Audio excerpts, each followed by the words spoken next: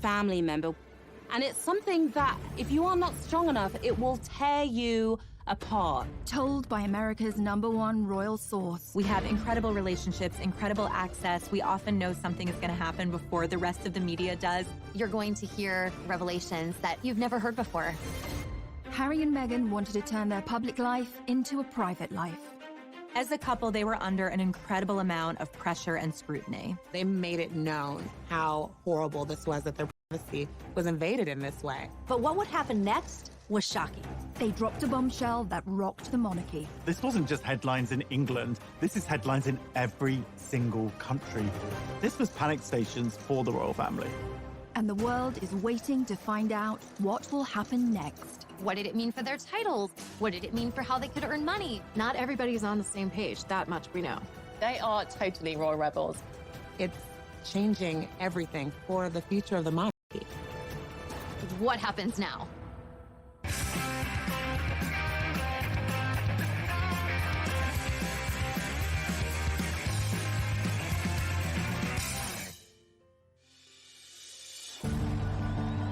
How does a girl born and raised in California end up meeting and marrying a royal prince? It sounds like something out of a straight-to-DVD movie, and at first glance, Meghan and Harry seem like an unlikely match, but they have more in common than you might suppose. We all think we know the Meghan Markle story, but this is who she really is. Meghan Rachel Markle was born 5,000 miles away from Prince Harry in California. People readers are obsessed with Meghan Markle because she was just an ordinary American girl. She grew up in Los Angeles in quite a regular family. She lived an ordinary life in many aspects. She was born to Thomas Markle and Doria Ragland. Meghan's dad actually worked in the entertainment industry. He was the lighting director on shows like Married with Children. And her mom had a bunch of different jobs. She was a yoga instructor and she was a social worker. I think her parents each brought different life experiences to her childhood and to raising her, and Meghan was really adored. When Meghan was born, she stepped into a pre-made family. She had an older stepsister, Samantha, and brother, Thomas Markle Jr., from her father's previous relationship. It was a blended family. And one of the sweet stories from her childhood that she shared is that she had coveted a Barbie doll set that was called a Heart Family. And it came in a white version and a black version. Her dad actually went, unbeknownst to her, bought both sets and then mixed them so that it looked more like her family. It just goes to show how her biracial heritage. However, a happy life for this blended family was short-lived. By the time Meghan was 6 years old, Thomas and Doria's relationship had come to an end, and divorce followed, although it wasn't as acrimonious as some of the stories you may have heard. When Meghan first came on the scene, the royal scene, there was some really nasty speculation and headlines about Meghan's rough childhood, where she'd grown up, and really, frankly, racist approach to that, and it couldn't be further from the truth. They did everything they could to ensure that her childhood remained as loving and stable as possible, encouraging her creativity, making sure she was getting the very best education she could. In LA, Meghan attended the Little Red Schoolhouse and was soon writing to the very big White House. Yes, at the tender age of 11, she had already started campaigning for women's rights. When she was just 11 years old, she saw a dishwashing detergent commercial on television. It was by Procter & Gamble, and she felt it was very sexist. The gloves are coming off. Women are fighting greasy pots and pans with Ivory Clear. And Meghan said to her parents, why does it say women? Don't men also wash dishes? So her dad actually encouraged her to write a letter to Procter & Gamble, which she did, and the result was incredible. They actually changed the commercial to people across America. That got Meghan her first kind of national attention, and she saw that her voice mattered. Write letters and send them to the right people, and you can really make a difference for not just yourself, but lots of other people. As a teenager, Meghan attended the Immaculate Heart High School, an institution known for its liberal arts and drama courses. You know, Meghan always really wanted to be an actress. Even when she was in school, she was in her school plays and musicals. She was very popular, and she just sort of lit up the stage. After she graduated college, she was determined to make it as an actor. She had to start somewhere, and in 2006 she took a job as briefcase girl on the game show Deal or No Deal. Her role on Deal or No Deal, while it definitely wasn't showing off her acting skills, it was a great opportunity for her to get in front of the camera, to make some connections, and for people to see her on screen. After being a working actress for a while, her big break came in 2011 on the legal drama Suits, where she played paralegal Rachel Zane. Mike Ross? Hi, I'm Rachel Zane. I'll be giving you your orientation. Wow, you're pretty. Good. You've hit on me. We can get it out of the way that I'm not interested. No, I'm sorry. I would... Take notes. I'm not going to repeat myself. I love you. Rachel Zane actually was kind of a lot like Meghan Markle in my mind. She was very chill, and she had a big heart. She just wanted to help. Once Meghan hit the big time, she had a platform and could use it to further her passion for activism. Meghan also promoted herself on social media with her own lifestyle blog called The Tig. You'd think that with everything going on, she wouldn't have time for romance, but she did.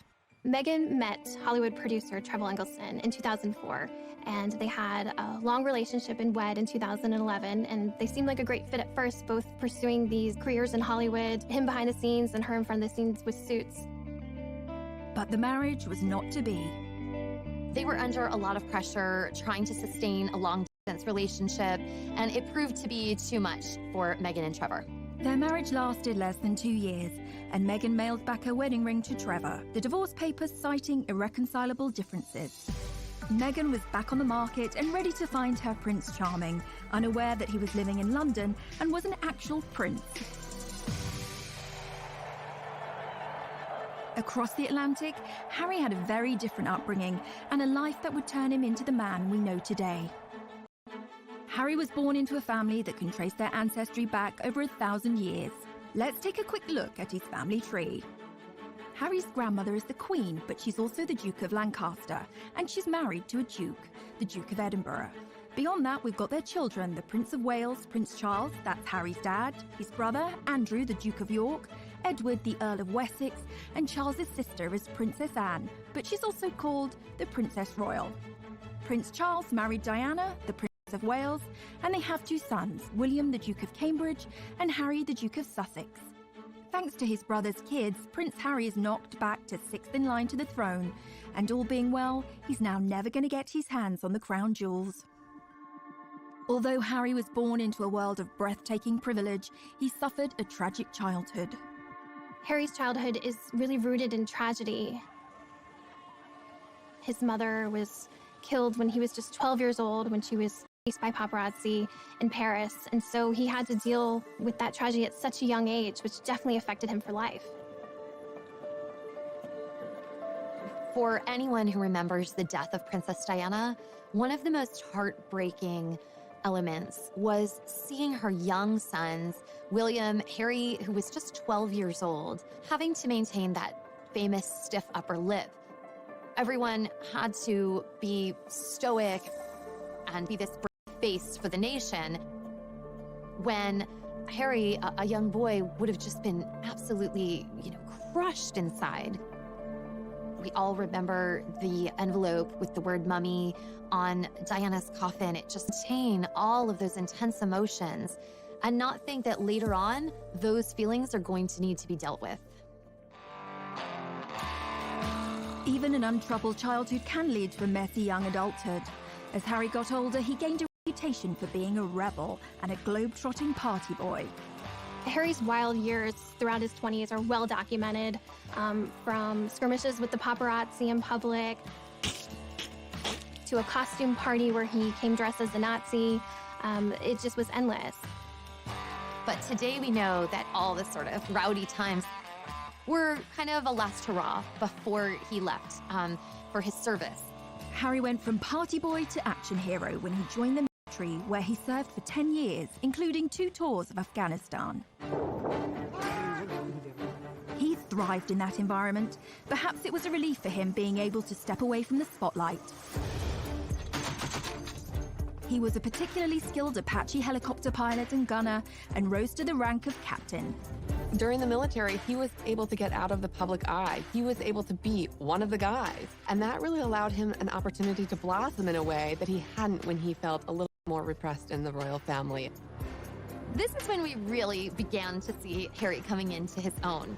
And, watching him fly helicopters in his camo, this is when he starts to kind of rise as maybe the most sought-after bachelor in the world.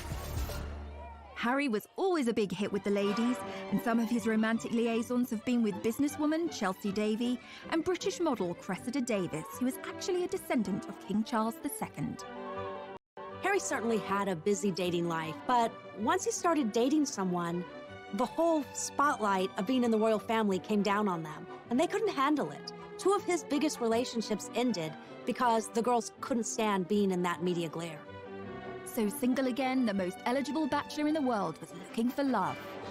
But going back a little further, what about some of Harry's ancestors and their love lives? The path to royal romance has never been a particularly easy one, unless you were King Henry VIII. He set up his own religion just so he could divorce his first wife. Divorce was strictly forbidden by the Pope in those days, so Hank VIII set up the Church of England in 1534 and made himself the boss. With that technicality out of the way, he went ahead and married 5 more times. But he had 2 of his wives, Anne Boleyn and Catherine Howard, beheaded. In 1937, King Edward VIII married Wallis Simpson, not just a commoner, an American, and if that wasn't bad enough, she was a divorcee. And like Henry VIII, who did what the heck he liked, Eddie's problem was that the Church of England didn't allow people to remarry if their ex-spouses were still alive. This was like to abdicate. That's a lot to give up, especially when Mrs. Simpson was also seeing a married car mechanic called Guy Trundle. I promise you, we're not making this up. But rumours were she'd learned some tricks in a house of ill repute, which sounds thrilling, if rather tiring. If you wish to marry a commoner, you may end up with a morganatic marriage or left-handed marriage. An evenly socially balanced marriage where the royals' titles and privileges don't extend to the spouse or offspring. It's a bit like flying, way easier to downgrade than upgrade. That law got changed for William and Kate, by the way. Now, Princess Margaret discovered that when she fell for Peter Townsend, a married man. Her sister, the Queen, told her she could marry him, but she'd lose all her titles and privileges. She decided to hang on to them and dump him, which feels extremely fierce and badass for 1960. Good choice, Madge. It goes to show that the path to true love is never easy, especially if you are marrying into the royal family, and Meghan would face her own challenges. Coming up. It was a very bold move, him standing up and protecting his girlfriend at the time and saying, I'm not standing for this.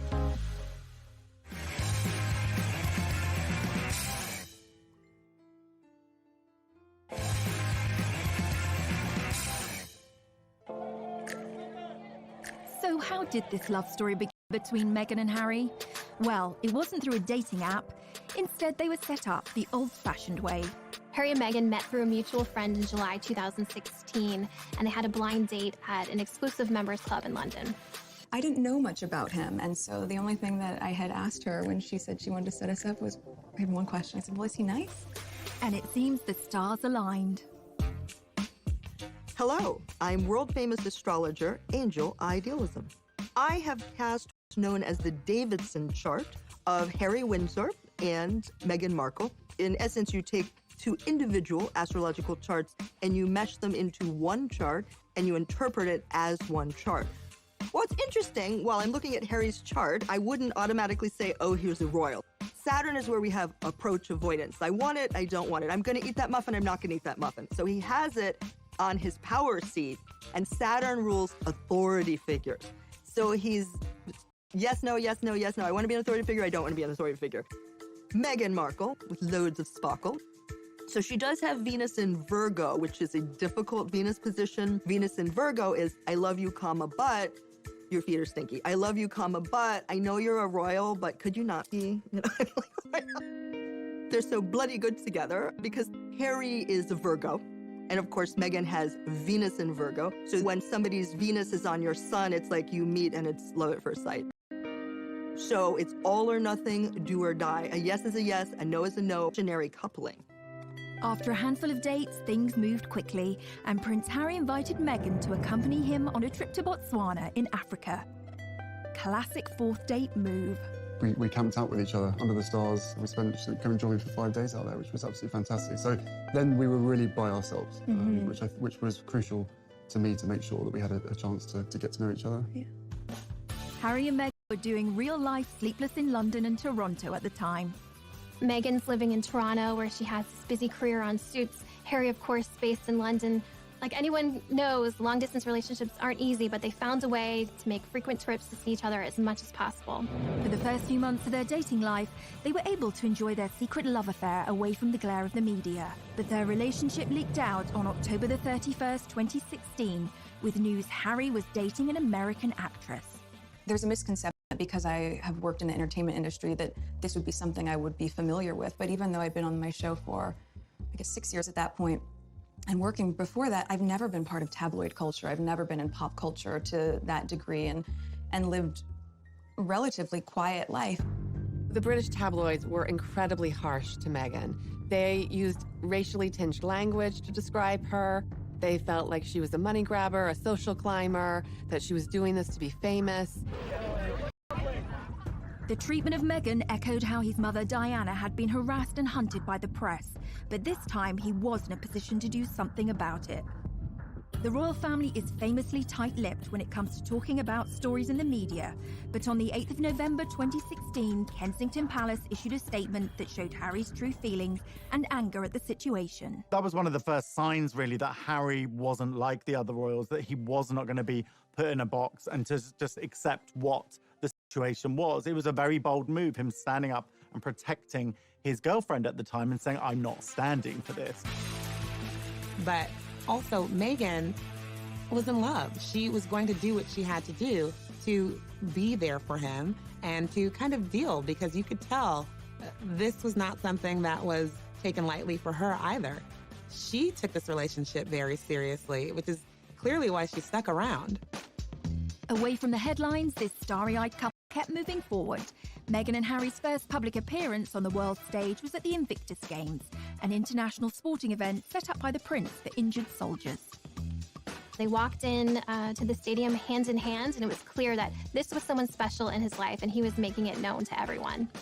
The couple were totally at ease with each other and very natural.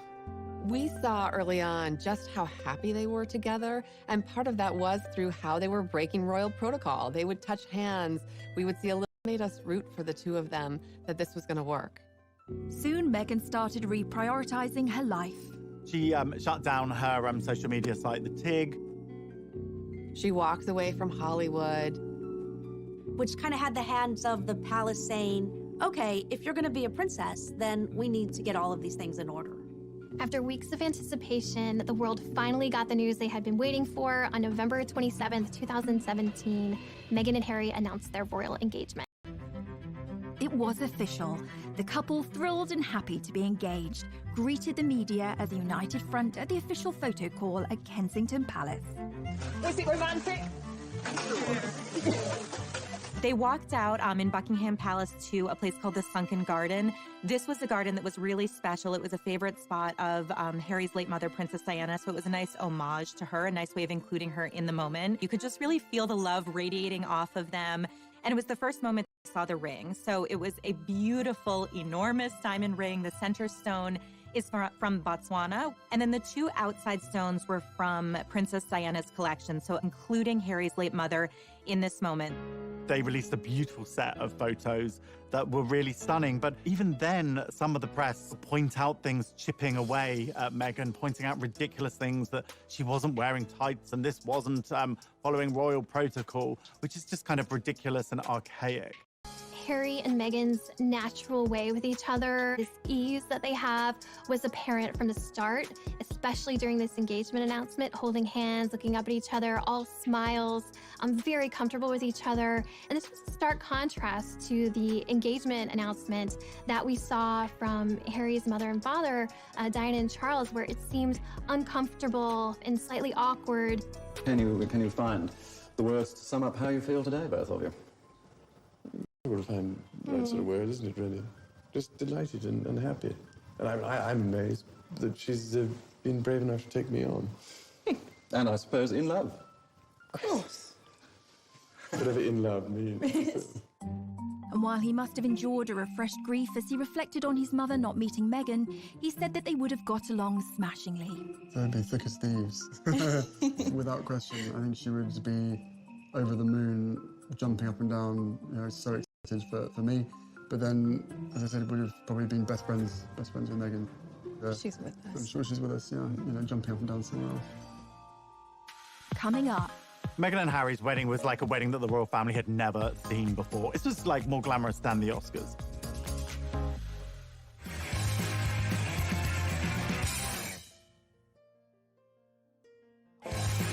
Waiting to find out when Meghan and Harry would be tying the knot. It was finally announced that the couple would get married on May the 19th, 2018. A royal wedding is the ultimate in pomp and pageantry. Royal fans just delight in a royal wedding. I mean, it's the fairy tale. The royal wedding is Cinderella's castle, Prince Charming, all of that rolled up into one. And like so many decisions in this couple's life, they chose a different kind of royal wedding from their predecessors. The average wedding in America these days costs around $35,000, which seems like a lot, and a pretty compelling case for a drive-through off the main drag in Vegas. The most recent royal weddings have become much more fancy-schmancy affairs.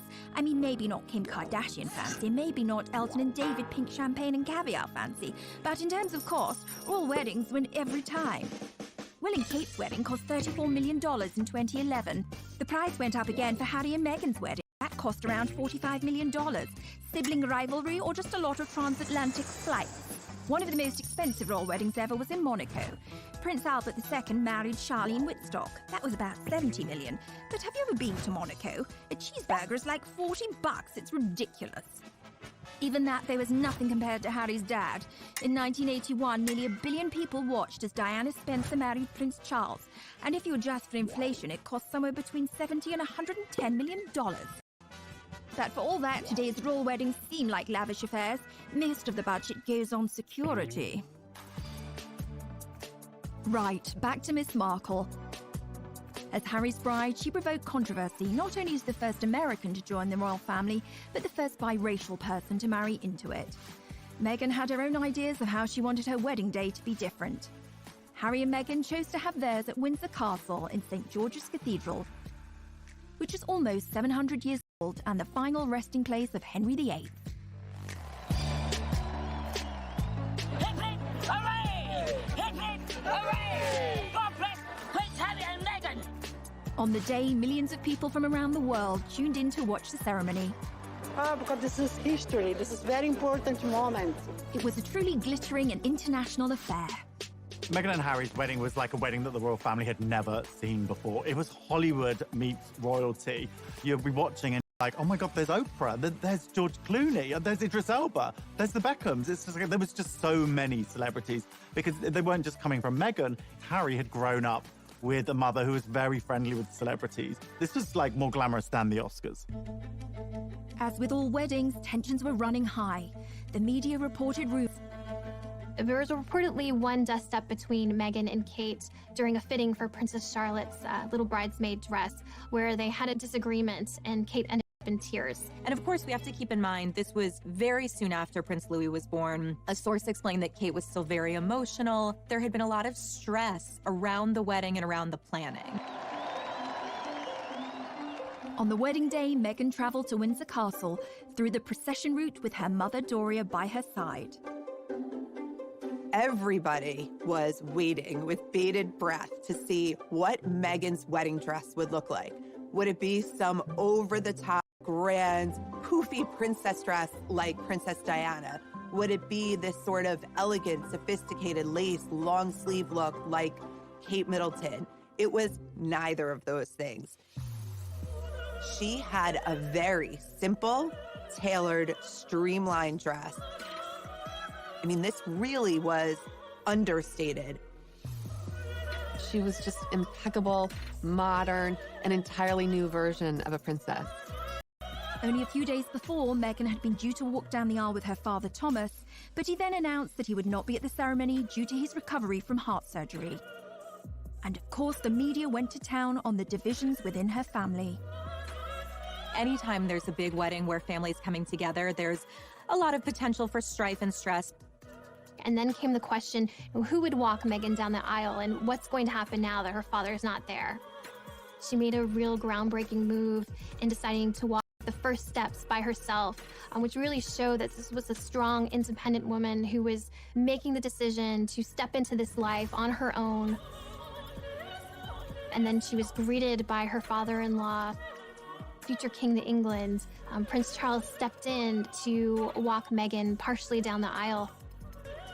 There's no greater compassion and love for a future daughter-in-law than to take her by the hand to lead her to Harry to get married. I think a lot of people, even for those of us at People Magazine on staff watching, felt like, how is she so calm? You know, she was almost preternaturally serene.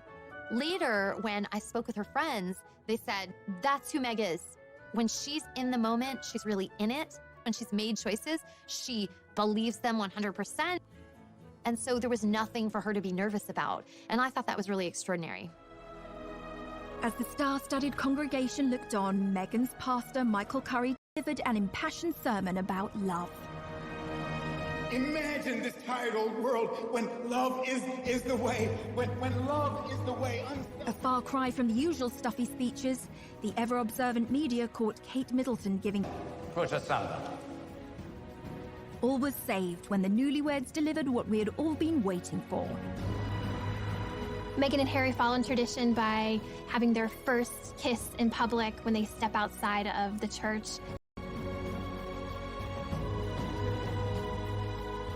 It was really the sort of like big PDA moment between the couple. The crowd went absolutely wild.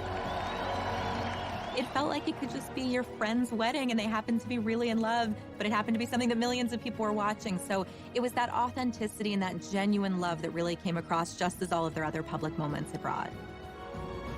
That day, the couple received a new title from the Queen, Duke and Duchess of Sussex, and their new life began.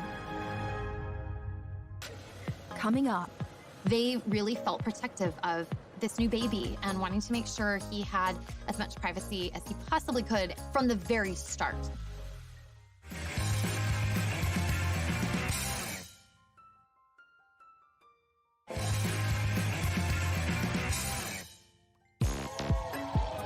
The start of Harry and Meghan's life was exciting, and as newlyweds, they moved into Kensington Palace, right next door to Will and Kate.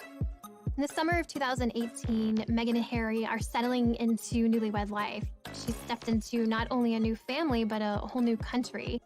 So they're just kind of establishing their footing as a married couple. Meghan had done a great job being accepted into the royal family, and even the usually reserved Queen took a shine to her new granddaughter-in-law. The Queen herself wanted to show how much she was eager to welcome Meghan to the royal fold, and she did that by giving Meghan a ticket on board the royal train, which is how the Queen likes to travel. And in fact, you really felt that they had this chemistry between them, and Meghan was bringing new life and new joy to these outings.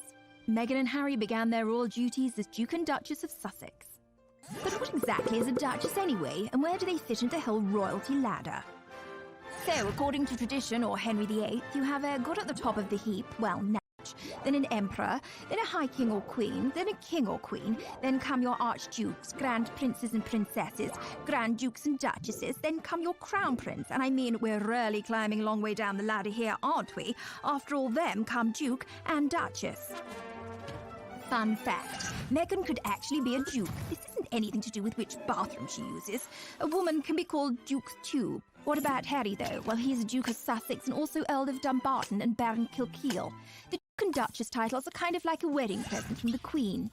Here you go. I wasn't sure which toast you wanted, so I got you Hampshire instead. The annoying thing about being Duke or Duchess, Cornwall also gets the Duchy of Cornwall, which literally means if you live in Cornwall, he could well be your landlord. Although it won't be him coming and fixing your broken toilet, but he does get the cash from owning it. Unlike Cornwall, there's no Duchy of Sussex and therefore no cash. So, they don't get the cash, and guess what else Meghan doesn't have?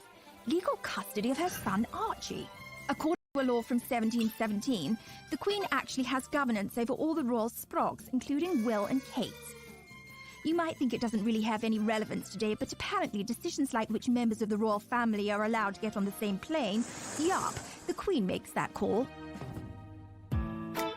Back to the couple's first royal tour of Australia, Tonga and New Zealand. Meghan and Harry were an instant hit with the public. And this is where we get to see Meghan shine. And there were a lot of echoes of Princess Diana in terms of her really bonding with people, with children, with a lot of the locals, giving speeches, which is something we hadn't seen Kate do before with such ease. Meghan was compared to Diana in another way, as a world fashion icon. Diana led the way in setting trends in the world of fashion. Back in the 80s, everybody wanted the Diana cut, and she occupied a fashion arena that included Audrey Hepburn, Jackie Kennedy, and some of the other most stylish women in history. When Princess Diana was alive, she was, without a doubt, one of the most photographed women in the world. Diana brought an innate glamour and this beauty to the royal family. It took them from royals to pretty much celebrities, all because of her and just this endless interest and curiosity in all things Diana. In 2019, Meghan was named the most powerful fashion icon, and the term the Meghan effect was coined. Like most people, I love Meghan Markle's style. We like to say at People that everything Meghan touches turns to sold. And that's because when Meghan wears something, it translates into mega sales for the brand. In one of those tours, she actually wore a bag by Strathbury. The second she wore this bag, it sold out in 11 seconds. The Duke and Duchess of Sussex were in the honeymoon phase. The tour of Australia kicked off with bombshell news. The couple arrived into Sydney telling the world that they were expecting their first child. It was the most exciting way of kicking off a royal tour. This is a moment that the public, the entire world was excited about. Anytime there's a royal wedding, you wait for the announcement about the royal baby. This was massive news in the royal world, and for fans, I mean, it was almost too much to process. It was all happening at once. At the same time, we also noticed that Meghan and Harry are wanting to kind of put up the walls because they really felt he possibly could from the very start. Weeks before the baby was born, Harry and Meghan announced they intended to keep the plans surrounding their child's birth private. It was never announced where Meghan planned to give birth. This was a major change from Kate's birth plans. Kate, obviously, at the Lindo Wing in Paddington, every single time one of her children is born, the crowds are gathered outside, you know, the news teams are there. It's a very big global event. With royal births, we famously see the new happy parents step out of the hospital. For royal fans, there's an expectation that we would be kind of, I don't know, almost included in that. And we learned pretty early on that Meghan and Harry were not going to do this. On May the 6th, 2019, baby Sussex arrived, weighing in at 7 pounds 3 ounces. And it wasn't actually until the birth certificate of Archie was released we even knew what hospital they had gone to. Meghan said no way was she going to walk out of a hospital and into a crowd of thousands, you know, with every TV camera from all over the world there, which is what Kate did. But Kate felt that that was her duty. Meghan didn't feel it was her duty, so she didn't do it. They didn't want involvement from the press. They wanted to do it their way. This was not a baby for the public. This was their baby. The first of a newly born Lord Prince on this, the George's Day, AD 2018. It does seem a normal thing for a father to protect his child and to be able to do what he wants and release photos when he wants. But the British public have a very different perception of this. They pay for the royal family. So there was a lot of resentment towards Harry when he started to restrict this access. I think the christening marked a bit of a turning point where it was, no, this is a private event. We're not going to bring, cameras in. We're not going to release dozens of photos. That was a shift that a lot of people had to get used to. Meghan, Harry and baby Archie then moved away from Kensington Palace to Frogmore Cottage in Windsor. Well, Harry said that he felt like a prisoner in Kensington Palace. He couldn't wait to get out of there.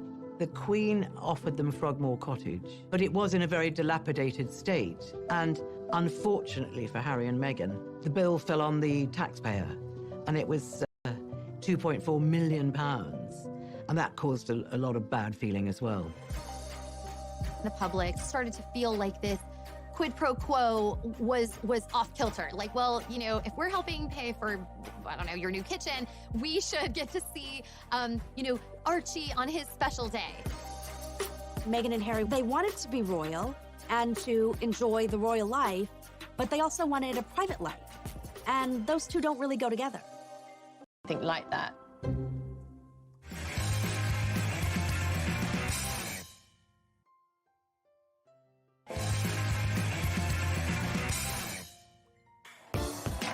There's more to being royal than cutting ribbons and waving. There are very strict rules and protocols that must be followed. My name is Micah Meyer, and I'm the founder of Beaumont Etiquette. My training is very formal. It was done in London under a former member of the Queen of England's household staff. I think there's this heightened level of fascination when we all saw Meghan Markle marry into the royal family. We're like, wait, a real average person can become a real royal? In our minds, we just saw her go from A to B, but that definitely wouldn't have been the case. She would have been, you know, practicing in royal aids, would have literally guided her throughout the entire process. Behind the scenes, she had to basically, in essence, join a royal training camp of how to become a royal. For instance, when you're addressing the Queen, she is Her Majesty, and after that, it's just ma'am, rhymes with jam, and it's always a curtsy, especially in public. Meghan, we saw it for the first time on TV, we were cheering her on, and the lower and the deeper her curtsy went, the more confident she became. And so we can see her confidence in her training kind of evolve. A lot of etiquette around the royal wave, and we actually see how she starts on that day that she was first engaged, and you know, she's waving and very excited. And then we see her at the next event, and suddenly we see her fingers are together. And then we see that elbow come in even further, and then we see the polished wave in the end. Even the sitting position, that's one huge part of Meghan's training, we literally saw happen before our eyes. We see the old Meghan, and she would have one leg crossed over the other and her ankle kind of out and you know, flapping about in a very casual way, which is very comfortable. As she becomes a royal, we see her training go into effect. That first big event where she's sitting next to the Queen, she's using this new technique. She has one over the other, pointing forward, and it's so tight. It's almost like there's a rubber band from her knees to her ankles. And if you tried to slip a little credit card in between her legs, good luck. You wouldn't have gotten it through. You can imagine how intimidating that first session of afternoon tea with the Queen must have been. Holding a teacup is actually even harder than it looks. You actually pinch your fingers together through the teacup, and then you use your middle finger underneath it. And if you want to support the teacup, you can use two fingers like the Duchess of Cambridge does at the very bottom. Knowing what she went through, how fast she went through that training, that's not typical for a royal. And she really did a good job. But Meghan hasn't always been so obedient, and when she started tearing up the royal rulebook, her newly universal adoration and shine began to fade. One of the ways that we see Meghan and Harry start to bend some rules. Unlike previous royal princesses' involvement with Vogue, Meghan didn't just pose for the magazine. In fact, she didn't put herself on the cover. She celebrated women around the world who are doing extraordinary things. It was called Forces for Change, and it included interviews with everyone from Jane Fonda to Greta Thunberg. It was the first time that a member of the British royal family has done anything like that. This move was seen as too political by some critics, who saw this as kind of an inappropriate royal role for her and not what we had been used to seeing. There's an interview between Meghan and Michelle Obama, and Michelle Obama gives her some advice about how to handle fame and the royal family. Usually, you don't get outside advice. The palace is what gives you the guidance that you need to go forward. That didn't really go over well with some people. Yet again, Meghan was feeling the backlash from the world around her. Humans fear change, and in this situation, there was a lot of change going on. The aristocracy and the monarchy is a stuffy institution.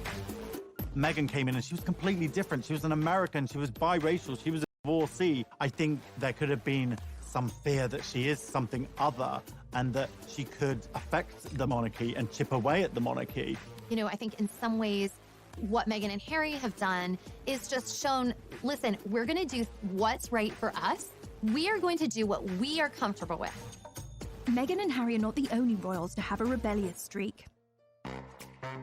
There's a long line of royal rebels, but there are those who know how to make it work for them. What about Princess Margaret, the Queen's sister. She liked to party. She partied hard with her daughter's godfather, Anthony Barton, with a former Prime Minister's nephew, Alex Douglas Horne, and it's thought she even partied with Mick Jagger and Warren Beatty. She partied hard in her party house on the party island of Mustique. But then she calmed down and got herself a toy boy, marrying a guy 17 years younger than her. Then she got the first royal divorce since 1901. She rocks. But if you ask us, the royal rebel closest to Meghan's heart would probably be Princess Louise, Queen Victoria's fourth daughter. She questioned everything, earning her the nickname Little Miss Y. She was very cool. She refused to marry someone she didn't love, was an ardent feminist, and visited imprisoned suffragettes, the protesters for equal rights for women. And, stop me if this sounds familiar, she got married and moved to Canada. Her full name? Louisa Caroline Alberta, and yeah, Alberta, Canada is named after her. The province was originally going to be called Louise. If you can find a more Meghan-friendly royal rebel than that, then you can send us to the Tower for treason. Coming up. It was a huge betrayal for Prince Harry and Meghan, and they let it be known. They filed suit.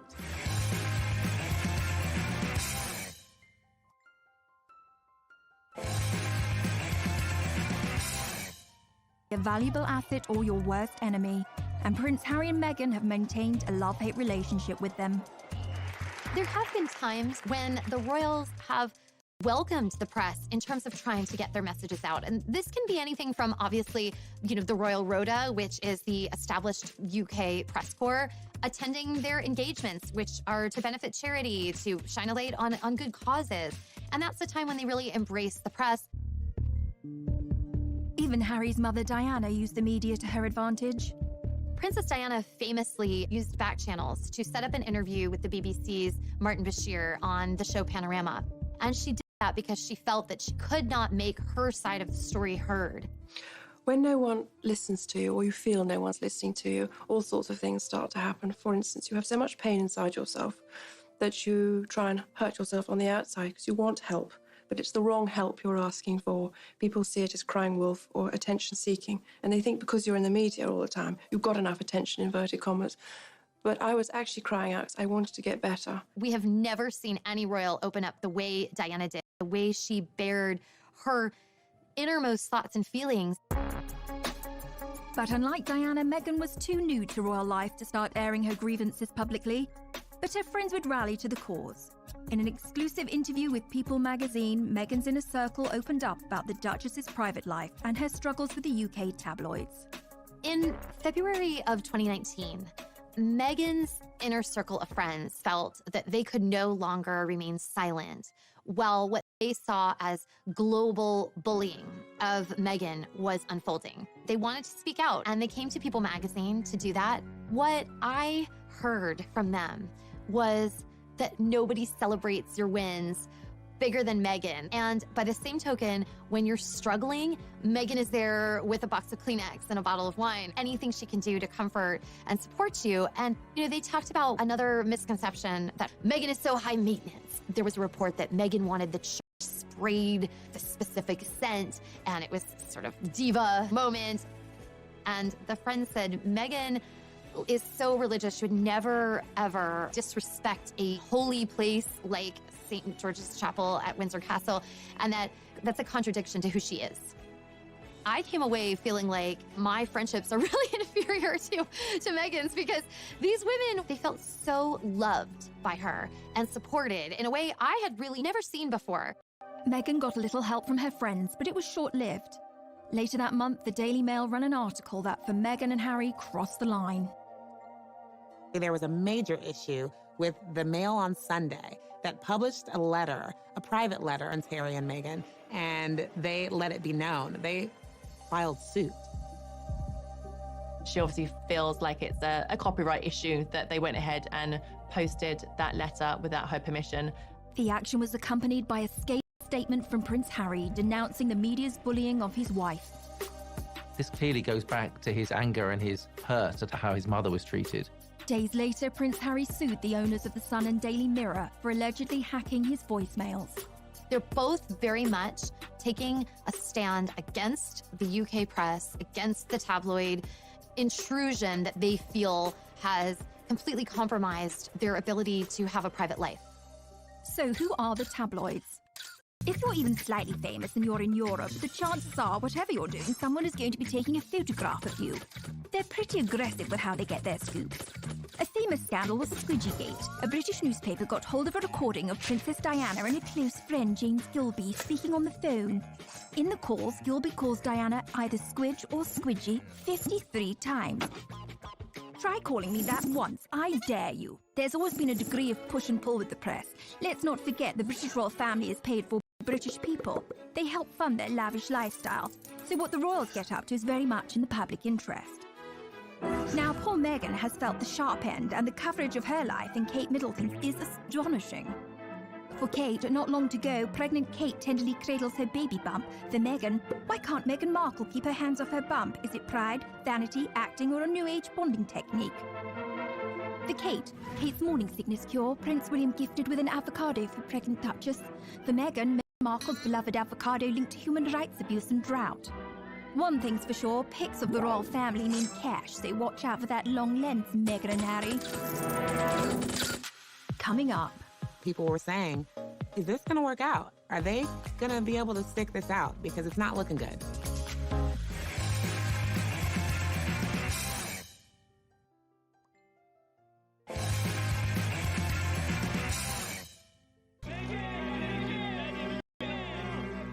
As media scrutiny intensified, so did tensions inside the royal family.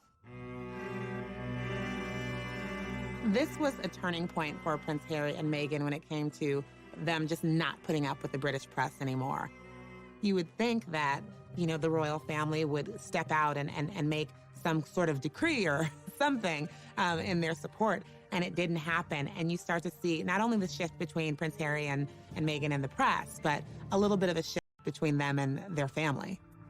There were some tensions going on behind the scenes.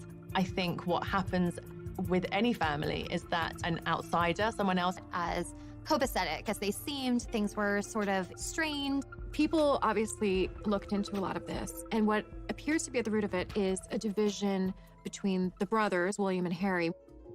Tensions between Harry and William had apparently been growing for some time. What had happened is Prince William had confronted his brother in the run-up to Meghan and Harry's wedding, and he just questioned him about, do you think she's the right girl for you, effectively? Is she the right person for this job? That went down badly with Harry. We understand was obviously quite angry.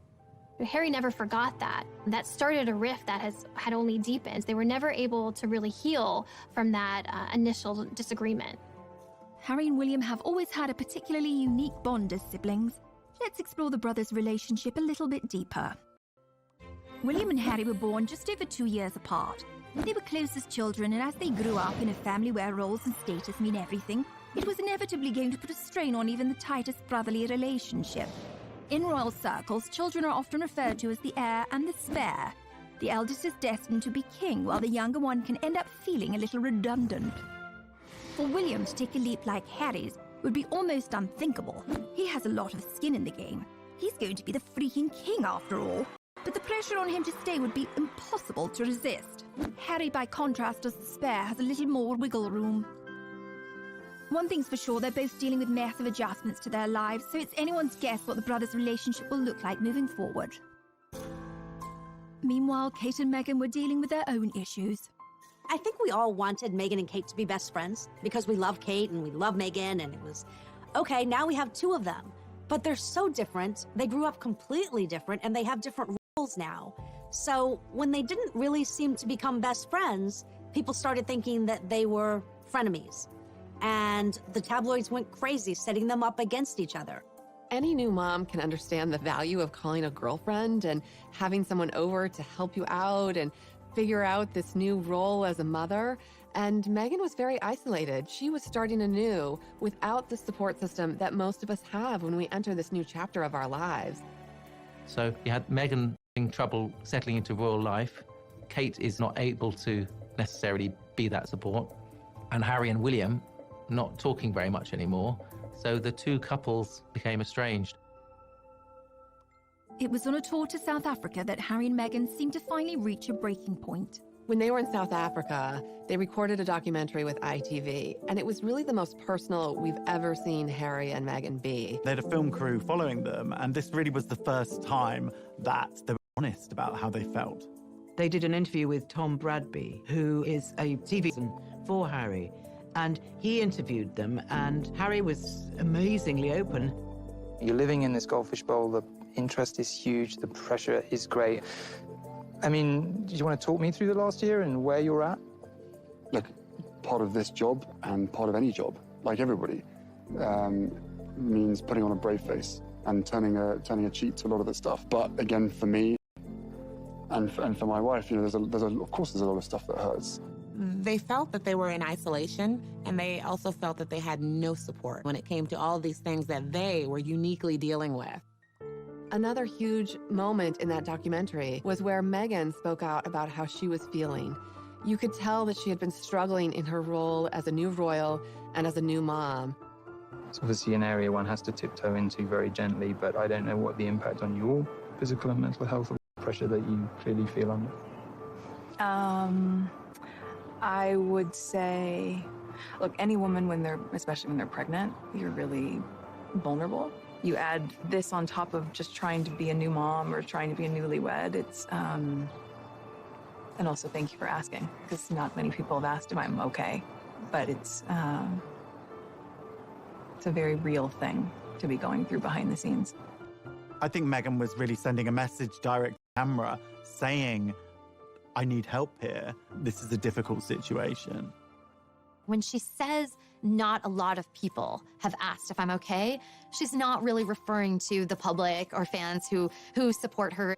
She didn't feel members of the royal family had asked if she was okay. People were saying, is this going to work out? Are they going to be able to stick this out? Because it's not looking good. The Sussexes were looking for a happy and authentic life and needed to find a solution, however drastic. Coming up. When Harry and Meghan made this announcement, the world was stunned.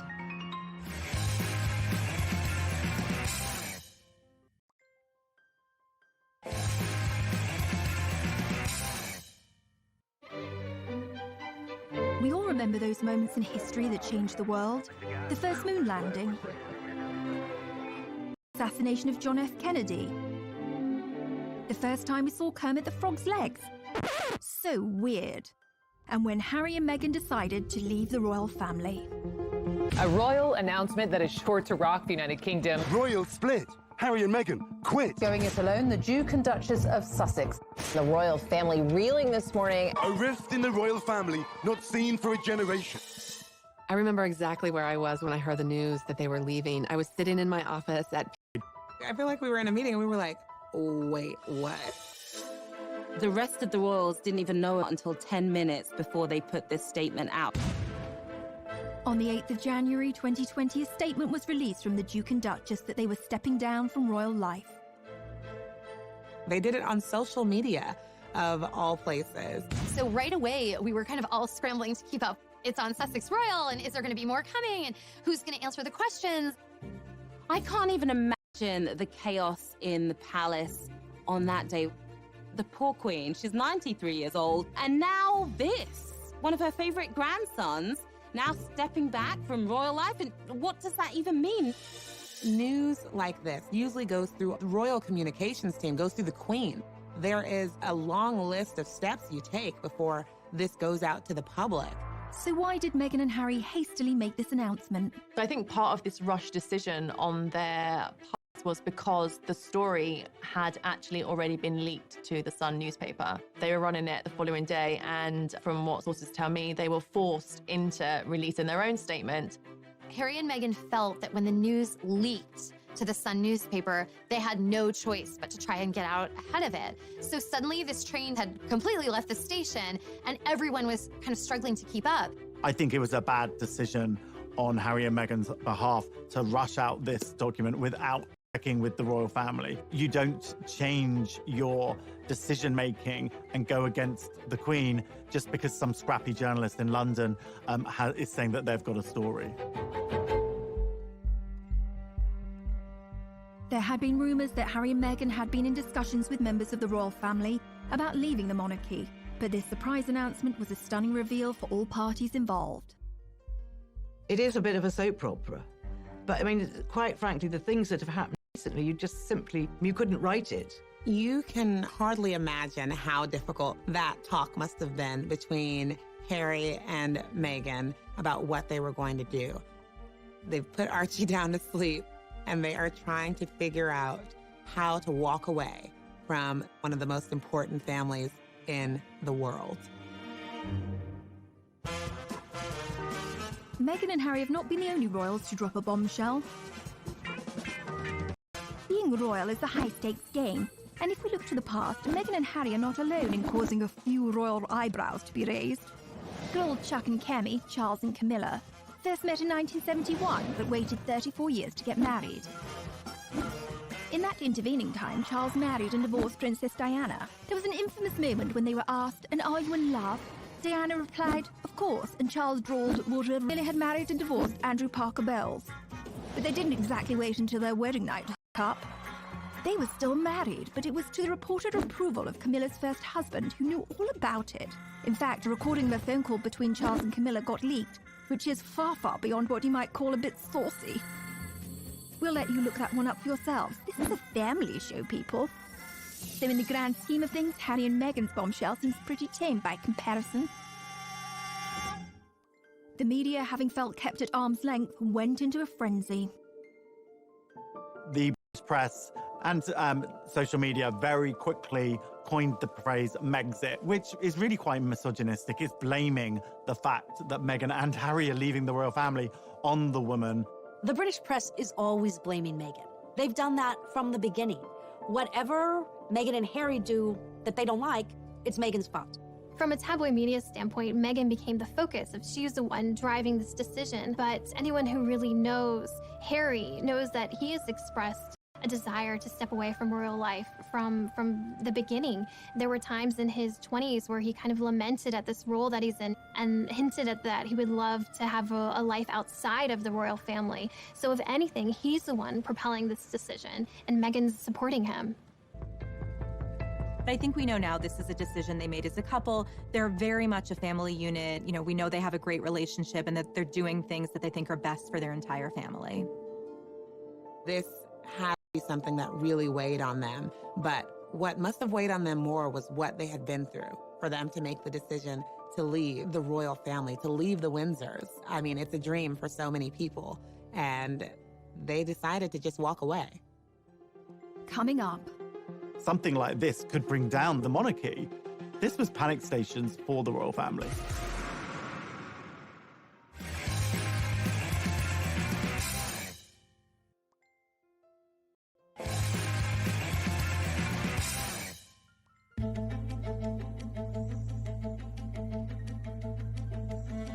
After the bombshell was dropped, all royal parties had to scramble to determine what would happen next. Something like this could bring down the monarchy. This was panic stations for the royal family. Buckingham Palace did release a statement, and I think this was a big shock to the world. It was obvious from that statement that they weren't on the same page. Discussions are still ongoing. We know they are expressing an interest to do this, but all the details haven't been worked out yet. The thing is, you don't announce the plan until you know what the plan is, right? They did things back to front. By now, Meghan had already gone to Canada. A 93-year-old Queen Elizabeth had to spring into action and implement damage control. He said that they were going to have a summit at Sandringham. She had Charles and William and Harry all meet her there, and then they sat down to talk it out. The pressure on the Queen here is immense. The Queen was on her back foot. She is under pressure to be the leader and to have an answer and to have a path forward, and the clock is ticking. Within days, on January the 13th, 2020, the Queen publicly announced a declaration of her blessing for the couple. 5 days later, the Queen released a statement that was really in support of Harry and Meghan's decision. And this was one of the most emotional statements we had ever seen from the Queen. Since the death of Princess Diana, she used terms like my grandson, my family. We're not used to seeing those sort of terms of endearment coming from the Queen.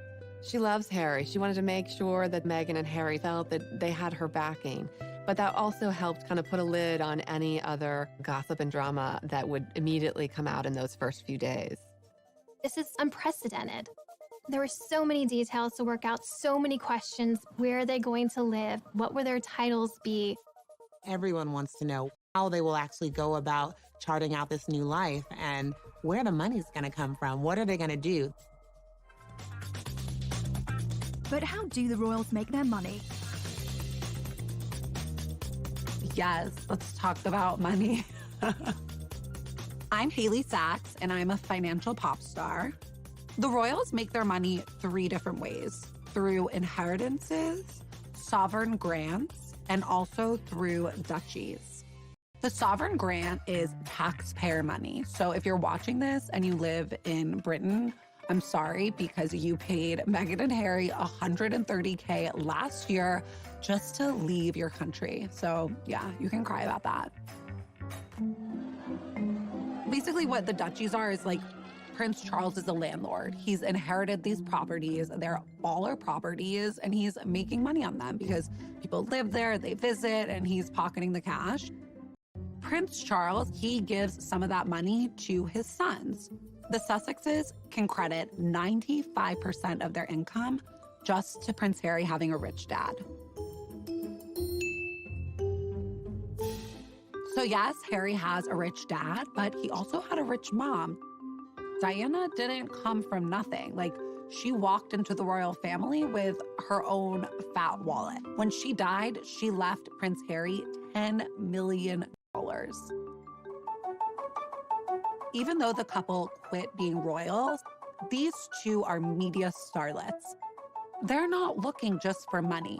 Really, what they're searching for with this exit is impact. Show for the British public that all is fine here, everything is good, the show will go on, the monarchy is solid.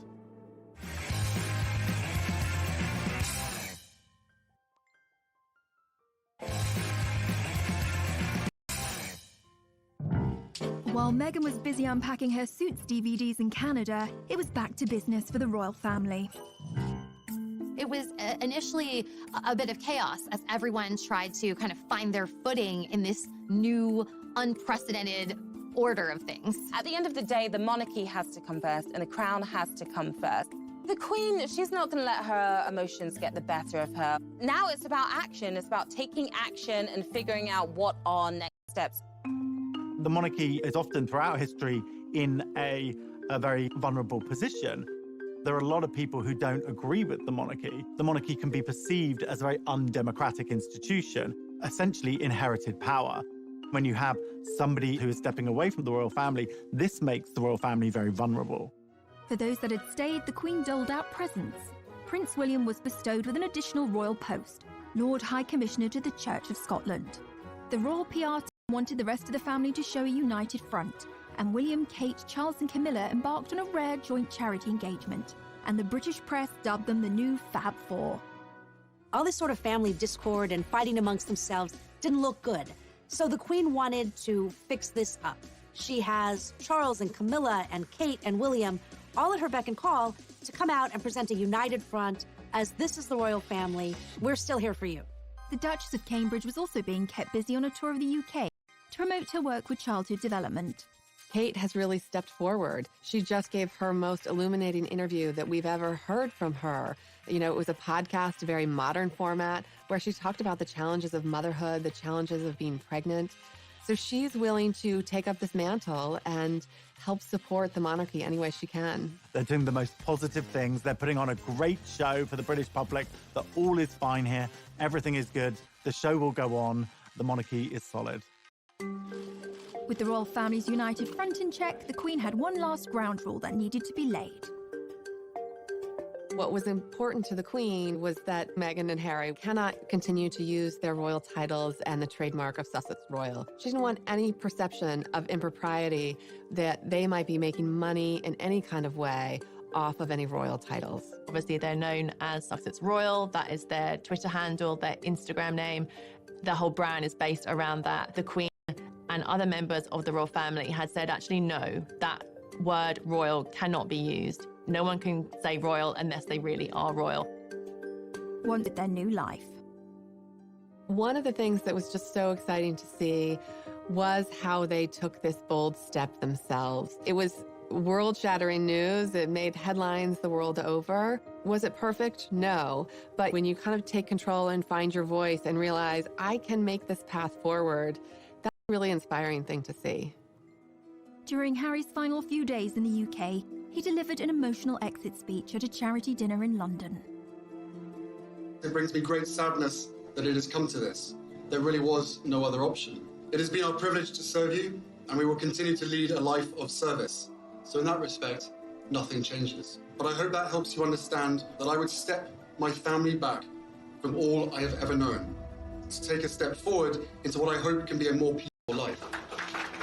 It's a tough situation, particularly for Prince Harry, because this is his family. These are the people who have loved him and raised him and who he has grown up with his whole life.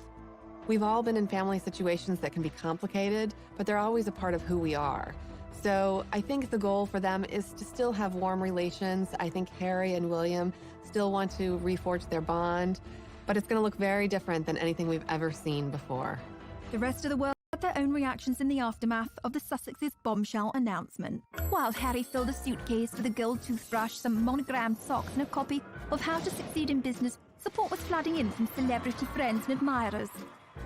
Bette Midler hoped Meghan would bankrupt them all, although I don't quite see how she'd manage that.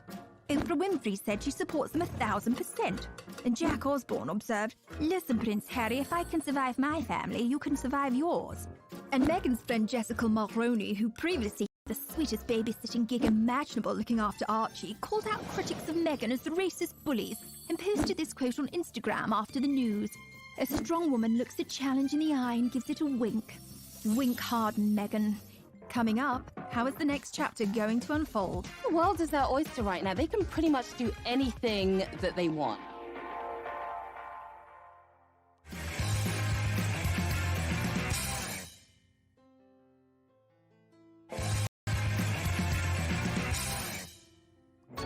Prince Harry joined his wife Meghan in Canada to start their new unprecedented post-royal life. It was revealed that Meghan and Harry are going to be splitting their time between the UK and Canada during this period of transition. So they set their sights on Vancouver Island, where they spent a lot of the time over the holidays. Life in Canada was pretty peaceful for the most part compared to living in London. They were in a friend's $14 million mansion in Vancouver Island, taking a lot of walks with Archie, spending a lot of family time together. Meghan's very familiar with, she used to film in Toronto, but I think it's a place that she felt safe. This wasn't the spotlight of London, and they just needed somewhere calming, somewhere that they could get their thoughts together and really also heal their mental health, I think. So what are the predictions for the couple's next steps? It's brand new territory for them to be trying to find a way to basically earn money. And, you know, when you are the Prince of England and the Duchess of Sussex, it's like you have to earn a lot of money in order to keep up that lifestyle and to live independently. It's gonna be a really interesting road ahead. Their last round of royal engagements were in March. They're officially stepping back, and they'll no longer be using their HRH titles or Sussex Royal. But I think the world is their oyster right now. They can pretty much do anything that they want. Both of them are very smart. Both of them are very talented. Harry and Meghan's next steps in terms of their careers is anyone's guess. Who knows whether we might see a Meghan Markle clothing range for one of her women empowerment charities. We might see a book deal maybe, although various ones of those have been denied so far. We also know that Harry is involved in a TV project with Oprah for Apple TV. So that will be announced at some point this year, I'm told. We've already seen that Meghan did her first voiceover role for Disney, and the check was donated to a charity for elephants. They're definitely going to be cashing in on their celebrity status. There is no way they are going to be penniless. They are going to have offers coming through the door. We saw Harry and Meghan recently in Miami at this banking summit at JP Morgan. We thought they were going to be laying low. Suddenly we got the news that Harry and Meghan was sitting next to J-Lo and A-Rod at a star-studded event for JP Morgan. And there are rumors that Harry earned $1 million for giving a speech at that event. It's not a bad paycheck at all, especially for your first time outside of the royal family. People are going to be offering them deals left, right, and center, but they still have to have composure and remember where they came from, because ultimately they don't want to disrespect the monarchy. The Sussexes don't need to rush into anything. There's still extremely high people. In fact, maybe even more high profile now after stepping back from the royal family, and since making this bombshell announcement, they're probably more famous than they even were beforehand. What do the inner circle of Harry and Meghan's world think of this? Since Meghan and Harry have stepped away from their role as senior members of the royal family, what we are seeing is a completely new chapter, and really, as one source told us, uncharted. Her family first. She's going to put her son first. Her life as a mom is so important to her. And if everyone is chattering around her about, but what about this? But she shouldn't have said that. She shouldn't be here. She shouldn't be there. That's something she's going to push out of her mind. I think an important thing to understand is that Meghan and Harry don't feel beholden to some of the rules that would govern William and Kate, who are in line to be future king and queen. We were told by a friend of Harry's that Harry the royal and Harry the person are two very different figures. And Harry the person wants to thrive. And I think that Meghan's friends and Harry's are completely supportive and thrilled for them, because it was hard to watch them feel so suppressed. Meghan Markle and Prince Harry have left Canada, reports People magazine. So People magazine has been covering the royals really since the inception of the magazine for decades and decades. We have incredible relationships.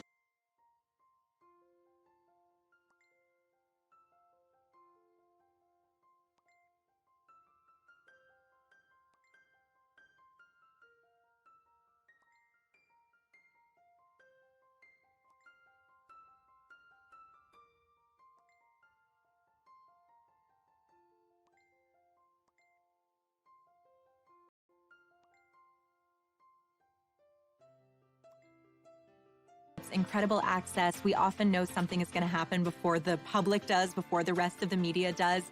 Ultimately, Meghan was pulled back to Los Angeles. That's where she launched her career. They are doing everything that they can to create a more peaceful life for Archie and for themselves and for their own sanity. They knew that they had to do something. We all knew that something had to give. Prince Harry and Meghan Markle got their wish, but they didn't. They are still very much in the spotlight. I mean, there is a huge glare on them. Everyone wants to know what this new life looks like. And I don't think that's going away anytime soon.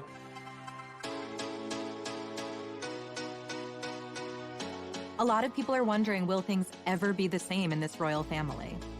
I think we're seeing like a new age of royals, and it'll be really interesting to see what happens with them and how they forge their own path, not just tied to the royal family. Never underestimate what your actions, your choices, and your resilience means to us. They stood up for themselves, and in so doing, they really paved the way for future royals to be able to do that. I mean, their own son, Archie, and William and Kate's children may find that they have more autonomy and freedom decades from now because Meghan and Harry were willing to make the bold move. Americans are really hoping